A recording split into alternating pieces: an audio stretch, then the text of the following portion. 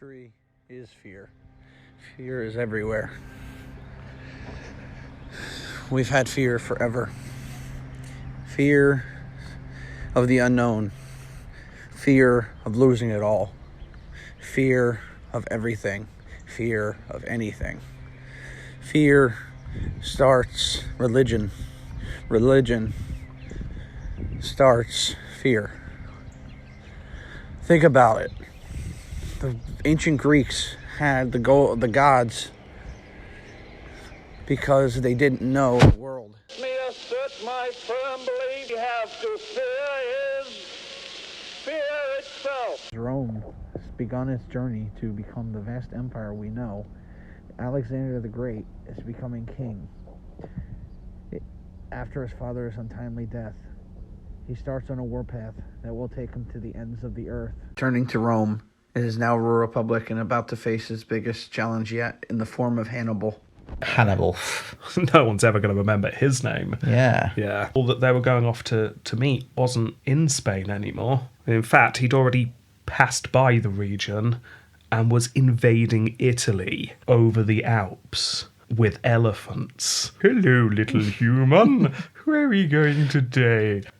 Fuck that! 61 AD, Rome would face its biggest challenge since Hannibal. These leeches have gorged on our blood long enough. Tonight, they will choke on it!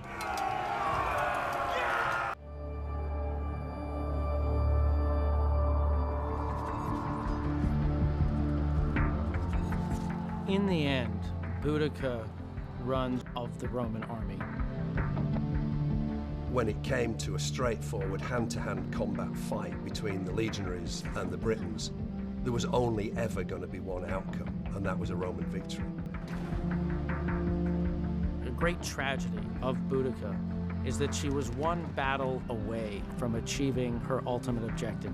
Rome has gone through a big change since we last saw it. It has lost a lot of land.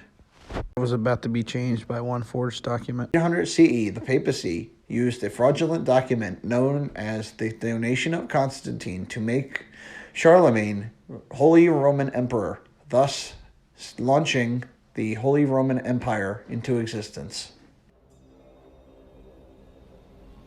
Most recently, Wessex, the last free Anglo-Saxon kingdom, had fallen to Guthrum. All was lost. Or so many thought. Hidden in the marshes of Somerset, Alfred prepared his next move. Every day that passed, new word would come to Guthrum of an attack, or a raid, or of arson or sabotage. These rebels were everywhere, and nowhere. All good things must come to an end, including Rome. The 2,000-year experiment is now over. Largest cannons in the world, in a campaign that aimed to achieve victory for the one true faith. My highest ambition is to crush the non-believers. 6 weeks later, the battle was won. From now on, the Ottomans controlled the fate of the city. Without the prestige and influence of Constantinople, what comes next? Who knows? Oh, a whole new world, perhaps. Upon reaching land, Columbus fell to his knees, thanked God for a safe voyage, and planted a flag in the ground, claiming the land for Spain, as the Taínos, who had lived there for 1,000 years, watched from behind trees. A fort was built using the salvaged wood from the Santa Maria, and 39 men were left behind at a fort Columbus called La Navidad. Columbus was given a fleet of 17 ships and some soldiers.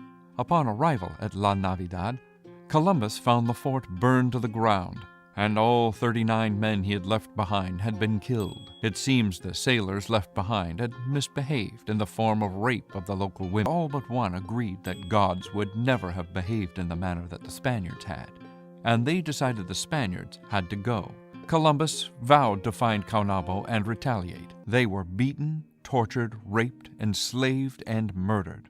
After 1496, the number of Taínos fell by about 70%. A lot of changes occurred between 1492 and 1914. Lands gained, lands lost, all in the name of hope, fear, prosperity. Well, two of the biggest events of fear in world history are about to occur. On June 28th, the Archduke and his wife Sophie journey to Bosnia on a routine state visit. The couple begins traveling towards Town Hall as part of an open-top motorcade.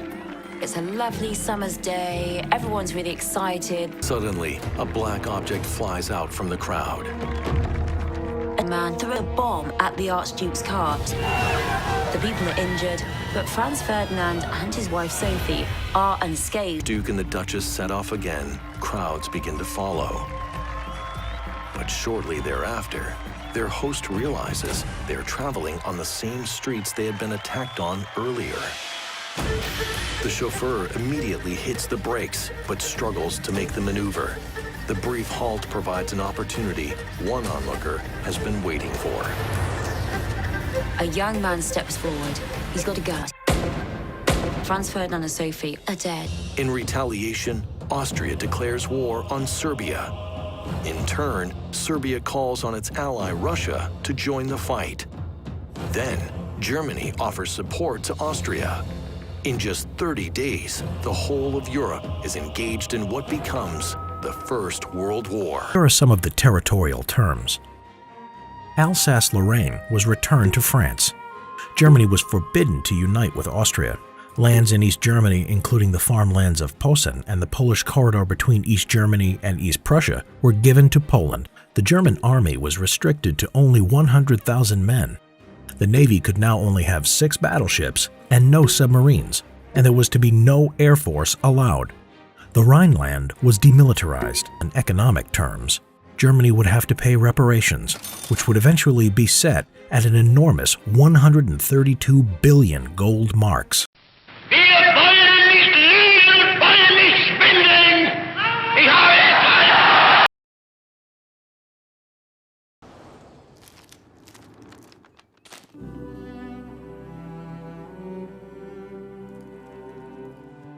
Do yourself a favor. Don't turn around.